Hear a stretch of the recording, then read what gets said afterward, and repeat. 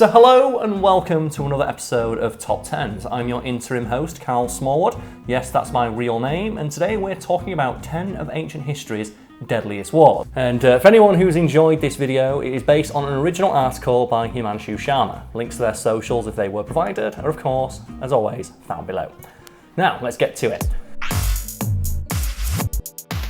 While there's no official definition of ancient history, modern historians tend to define it as the period from the beginning of human civilization up until the early Middle Ages, usually dovetailing with the fall of the Roman Empire in 476 AD. From Europe to China to Africa, it was a period of intense violence among countless rising and falling empires, leading to some of the most devastating wars in history that we know of, and several of which may be new to people watching. And although it probably goes without saying, I never like to assume, so viewers of a nervous disposition, this video does cover topics such as death, warfare, and attempted genocide. So yes, fair warning if any of those topics are at all upsetting for you.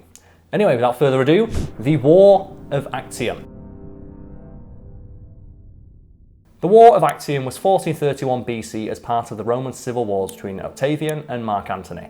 While there are many reasons behind the conflict, the main one seemed to be, oddly enough, the tensions between the two because of Antony's relationship with Cleopatra. Yes, that Cleopatra. Octavian used Antony's will as a pretext for all-out war, which hinted at a potential shift of the Roman government to Alexandria, and an eventual control of the eastern territories by Antony, Cleopatra, and their many, many children. The decisive battle happened on September 2nd, with Marcus Vipsantius Agrippa commanding Octavian's fleet against Antony's forces. Cleopatra's unexpected and unceremonious departure from the battlefield ultimately led to Antony's defeat, and by the end of it, both Antony and Cleopatra had committed suicide to escape captivity and retribution by Octavian forces. While the war remains somewhat forgotten in the larger contemporary history of Rome, it was an important event that solidified Octavian's position as the dominant political figure nonetheless. It was the beginning of the transformation of the Roman Republic into the Roman Empire, with Octavian and later Augustus establishing himself as the first of many Roman emperors. The Kinga War. The Kinga War was a major conflict fought between the Mauryan Empire and the state of Kalinga in the southern eastern part of India. Beginning sometime around 261 BC, it is often considered one of the bloodiest military campaigns in ancient Indian history due to its large death toll, largely fought as a war of conquest by the Mauryas to expand their influence to other parts of India. Kalinga was a prosperous region with many strategic trade routes and a strong navy, making it quite the threat to the Mauryan Empire.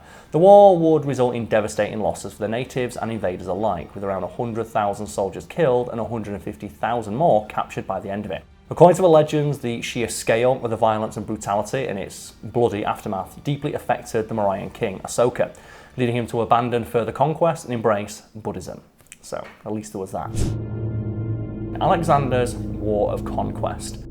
Alexander, better known by his admittedly awesome moniker of Alexander the Great, was the king of Macedonia from 336 to 323 BC, as well as one of the most famous military commanders in all of human history.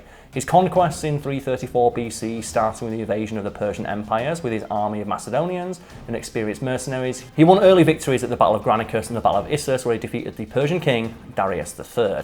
Alexander's campaign would continue with the conquest of other large, historically important regions like Egypt, Babylon, and Susa. After decisively defeating Darius at the Battle of Gaugamela, he marched eastward into the ancient region of Bactria and then into India, though growing dissent among his troops resulted in taking his army back to Macedonia, where he died at the age of just 33 years old. Alexander's legacy survived in the form of successor kingdoms that had huge influence on the regions he conquered long after his death, though these were some of the most devastating conflicts of that time. The Baroka Revolt. Named after the rebel leader that started it, the Baroka Revolt, also sometimes called the Second Jewish Revolt, was fought in the ancient region of Judea between 132 and 135 AD. The underlying cause was the oppressive Roman rule, specifically the policies of the Roman governor Tineius Rufus and Emperor Hadrian that tried to establish a Roman colony in Jerusalem, all the while restricting Jewish religious practices and customs. The uprising was initially somewhat successful, as the rebels were able to capture and temporarily hold the city of Jerusalem after defeating the powerful Roman legion, the 22nd Diocletian. This wouldn't last long, however, and those gains were quickly overturned after the intervention of Hadrian himself, who summoned reinforcements from Britain, led by Gaius Julius Severus. The region was swiftly brought under Roman control by the end of the conflict, which concluded with the death of Bar Kokhba in 135 AD. Jewish casualties throughout the war are estimated to be around 580,000, though admittedly that does not include civilian deaths due to the resulting hunger, disease and famine. The Punic Wars. Also known as the Carthaginian Wars, the Punic or Punic Wars, I'm not sure exactly how to pronounce it, were a series of 3 deadly conflicts between Rome and Carthage beginning in 264 BC. The first Punic War between 264 and 241 BC started from a dispute over control of Sicily and the western Mediterranean sea lanes. Rome emerged victorious after almost 2 decades of bitter warfare, gaining Sicily as its first overseas province.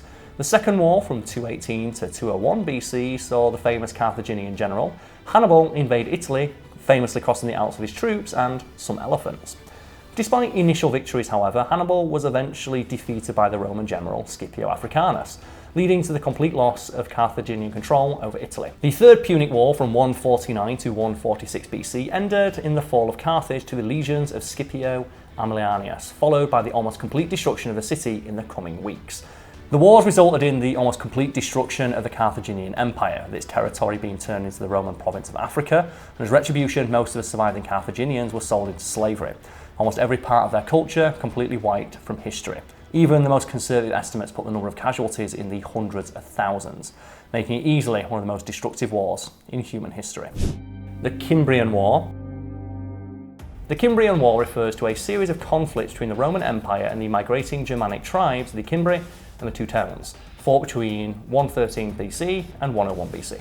These tribes started posing a threat to Roman allies in modern-day Austria during one of their southward migrations. Roman leaders initially underestimated the strength of the Germanic tribes, leading to a disastrous defeat at the Battle of Rossio in 105 BC and tens of thousands of military casualties.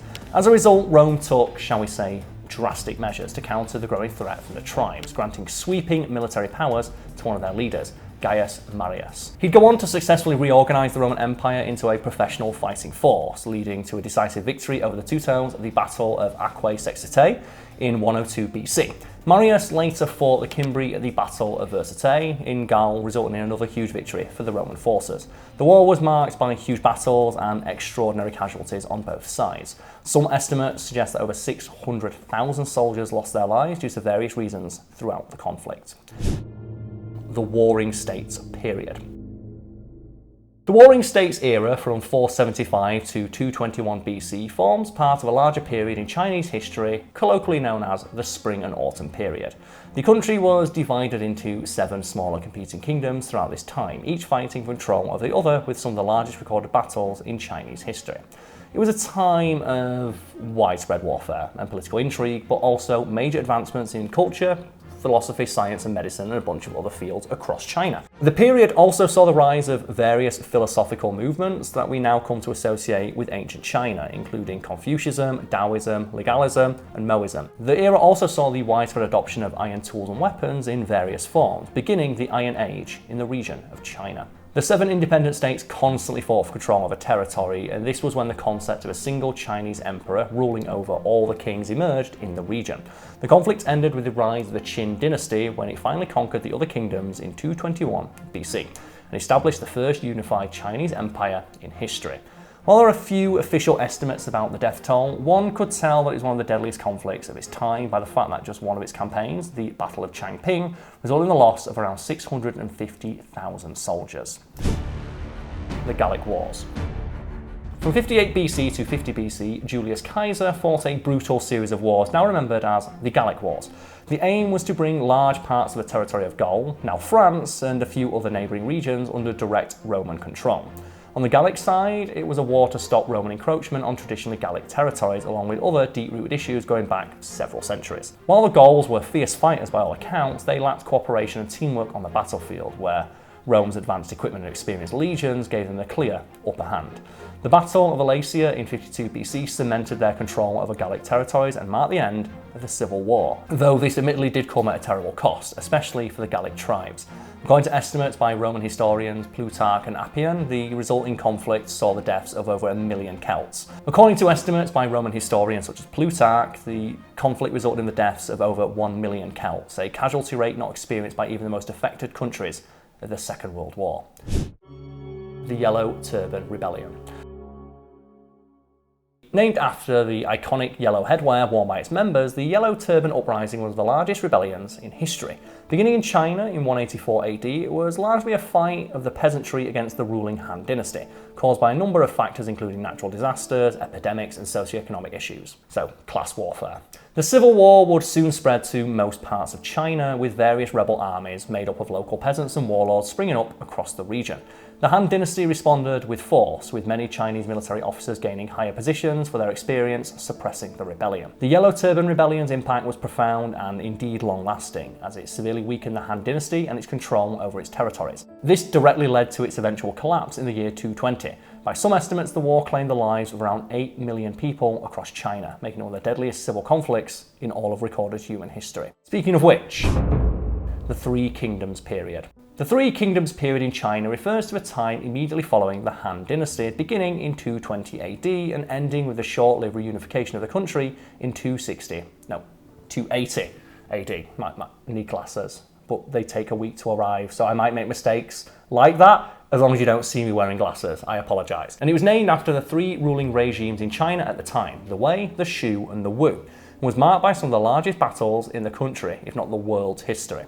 The period saw near continuous conflict among the three states, with important battles fought over territories like Jingzhou and Hangzhou. It would end in the year 256 when Sima Yan usurped the Wei kingdom and established the Jin dynasty, leading to the eventual end of the war in 280. While there are no reliable estimates on the number of casualties, population counts from the time place the number of dead due to those conflicts at around a staggering 40 million individuals. And I always feel strange hosting videos like this because the content on my own channel, Fact Fiend and Wiki Weekends, is altogether more light. But I do appreciate the opportunity to learn about and teach others about important moments from human history, as unsavoury as they might be. As mentioned at the start, this video is based on an article by Himanshu Sharma. If they've provided links, they will be provided below.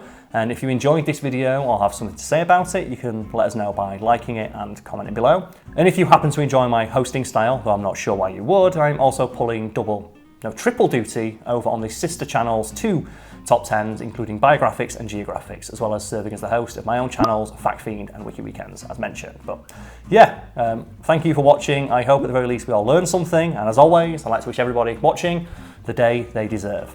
Cheers.